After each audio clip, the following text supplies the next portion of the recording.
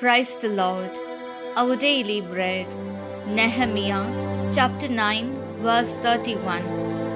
Nevertheless, in your manifold mercies you did not make a full end of them, nor forsake them. For you are a gracious and merciful God.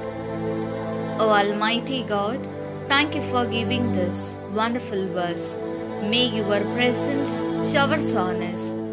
O God, your mercy is greater than this world. Since the day you created this world, people have sinned against you, but you are kind and merciful. Even though we are sinners, you have never stopped your grace and blessings from remaining in us, nor have you abandoned us.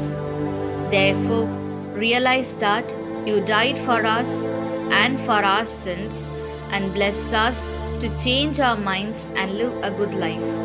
We ask this in the name of Jesus Christ. Amen. அன்றாட உணவு. நெஹமியா அதிகாரம் 9 இறைவார்த்தை 31. உமது பேரிரக்கத்தின் பொருட்டு நீ அவர்களை அழித்து விடவும் இல்லை, கைவிட்டு விடவும் இல்லை. ஏனெனில் நீரே கனிவும் கருணையும் உள்ள கடவுள். அன்பின் தகப்பனே, இன்றைய நாளிலே இந்த இறை மன்னாவை கொடுத்ததற்காக நன்றி ஆண்டவரே. இறைவா, உமது பேரிரக்கம் இவ்வுலகை விட பெரியது. நீர் இவ்வுலகை படைத்த நாள் முதல் மாந்தர் உமக்கு எதிராக எவ்வளவோ பாவம் செய்து வருகின்றனர்.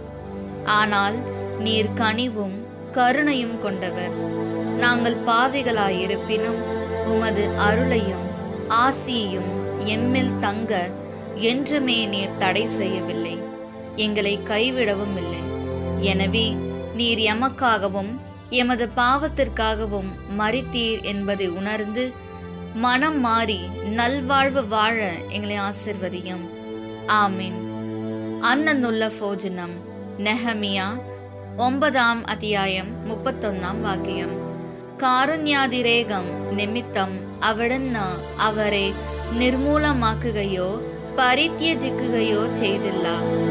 അവിടുന്ന് ദയാലുവും കൃപാനിധിയുമായ ദൈവമാക്കുന്നു.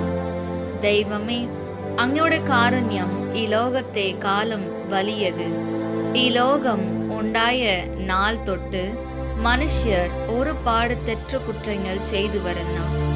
അങ്ങ് കാരുണ്യവാനും കൃപാലുവുമാണ്. ഞങ്ങൾ പാപികളായി ഇരുന്നാലും ഞങ്ങളെ അങ്ങ് ഒരിക്കലും കൈവിടുകയില്ല. അങ്ങ് ഞങ്ങൾക്ക് വേണ്ടി മരിച്ച് എന്ന ബോധ്യത്തോടെ മാനസാന്തരപ്പെട്ട് നല്ലവരായി ജീവിക്കുവാൻ ഞങ്ങളെ അനുഗ്രഹിക്കണമേ. ആമേൻ.